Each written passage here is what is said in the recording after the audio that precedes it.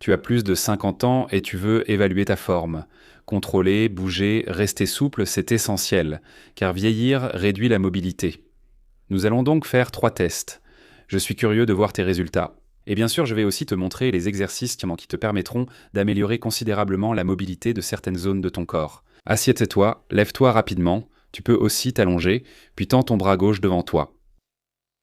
Et maintenant, regarde ton poing. Il doit être à la verticale et regarde ton coude. Et maintenant, essaie de tourner l'intérieur de ton coude vers le haut sans bouger le poing. Et ensuite, tu remettre ton coude à la verticale sans bouger le poing. Voilà à quoi ça ressemble quand c'est fluide. Le poing reste immobile. Replace le coude à la verticale, le poing. Tourne le coude sans bouger le poing. Puis, allez, essayez-le. Et comment ça se passe ? Écris un commentaire, ça m'intéresserait vraiment de savoir si tu y arrives. Je parie que les 2/3 des gens n'y arrivent pas du premier coup. Mais je vais te dire maintenant comment faire. Bien sûr, tu dois sentir un étirement, et ça vient avec la pratique. Fais attention, ramène ton poing vers l'avant, prends l'autre main et tiens ce poing fermement. Maintenant, tu peux te concentrer sur la rotation. Une fois dans un sens, une fois dans l'autre. D'accord ? Ensuite, tu travailles d'abord bien cette rotation complète. Ça a à voir avec la détente musculaire, avec l'activation de certaines fibres et avec le relâchement d'autres. Quand tu maîtrises ça à peu près, alors tu desserres ta prise sur le poing et tu soutiens le poing encore avec 2 doigts pour que tu sentes quand il tourne au toucher. C'est important. Ta main droite t'aide à ce que le poing gauche reste en place. Ensuite, dopé, tu passes aimant au doigt, et puis, à un moment donné, tu peux lâcher, et tu as la position verticale du poing et la rotation simultanée de l'articulation du coude bien sous contrôle. D'accord ? Comme je l'ai dit, laissez-moi un vrai commentaire. Je suis curieux de voir comment ça se passe. On fait encore un exercice pour les poignets. Pourquoi ? Avec l'utilisation constante du clavier, de la souris, etc., beaucoup de fléchisseurs du poignet et des doigts sont raccourcis. Qu'est-ce qui devrait être possible ? Tu devrais pouvoir, je vais te montrer de côté, de mettre ta main à la verticale.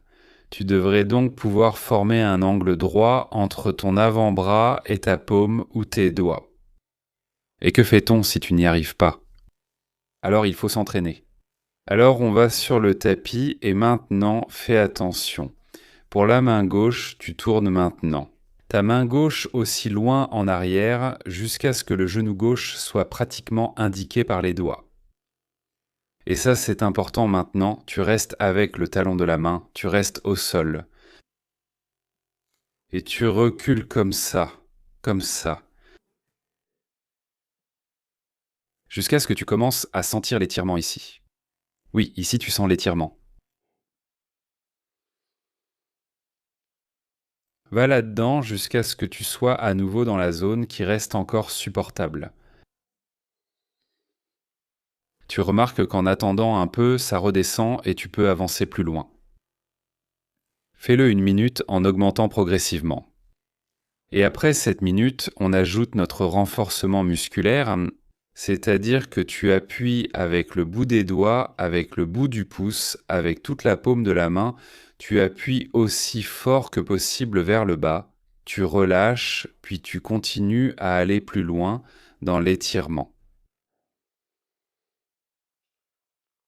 Et ensuite, encore une fois.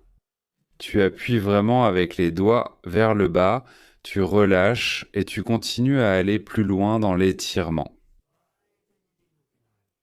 Oui, tu fais ça pendant la 2e minute. Et pendant la 3e, donc quand la 2e est terminée, tu remontes encore une fois brièvement et tu tires activement de toutes tes forces avec les doigts vers l'arrière, avec le pouce vers l'arrière en direction du coude. Le coude est tendu, l'avant-bras poussé vers l'extérieur. Étire, étire, étire, parce que maintenant nous faisons communiquer ces muscles avec ceux-ci, et ils réfléchissent à la meilleure façon d'ajuster l'articulation. Et ensuite tu sors. Peut-être encore un mot sur le premier exercice que nous avons fait.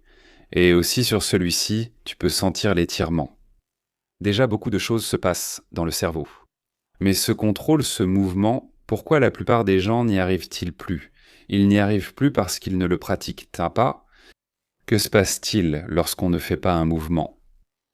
Alors, une connexion dans le cerveau qui était peut-être une autoroute parce qu'on la faisait tout le temps, devient de moins en moins utilisée, encore, et à un moment donné, ce n'est plus qu'un chemin de terre ou un sentier. Et ensuite, ça ne fonctionne tout simplement plus. Le sentier n'est plus assez visible pour que les muscles puissent le suivre.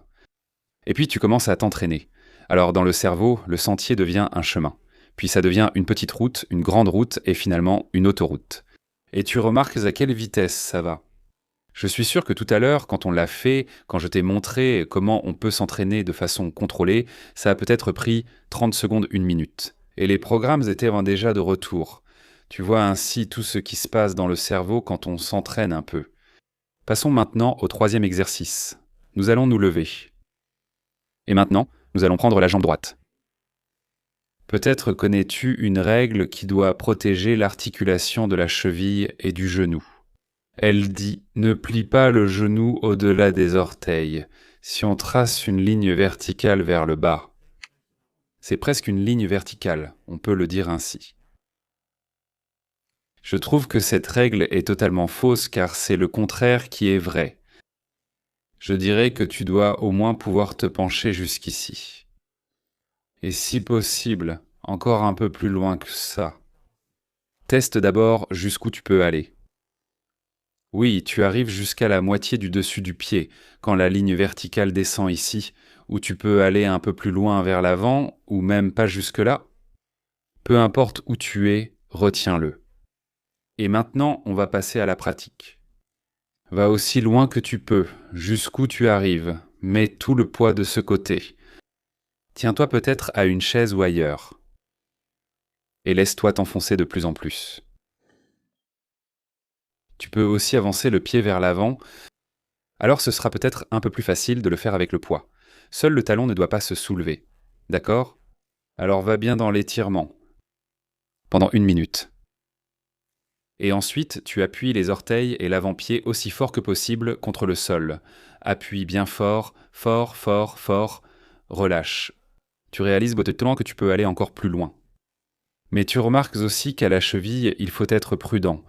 Ne bouge pas trop vite, sinon ça peut devenir désagréable. Fais-le doucement. Et puis tu appuies encore 2 ou 3 fois pendant la 2e minute. Contracte plus fermement et en profondeur à chaque fois. Donc tu augmentes l'étirement de plus en plus. Et à la fin, tu lèves le pied et tu tires activement aussi loin que possible vers le genou. Tire vraiment activement. Maintenant, les muscles à l'avant et à l'arrière discutent à nouveau. Comment contrôler au mieux la géométrie articulaire du pied? Plus tu fais ça, plus tu fais d'efforts, plus ton cerveau apprend et transforme les chemins en route, voire en autoroute, finalement. D'accord?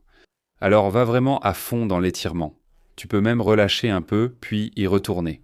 Relâcher, y retourner. Et tout cela l'améliore de plus en plus. Partage cette vidéo avec tes amis et voyons qui y arrive le mieux. D'accord? Lance un petit concours comme ça. Et si tu veux tester davantage ta mobilité, alors regarde cette vidéo.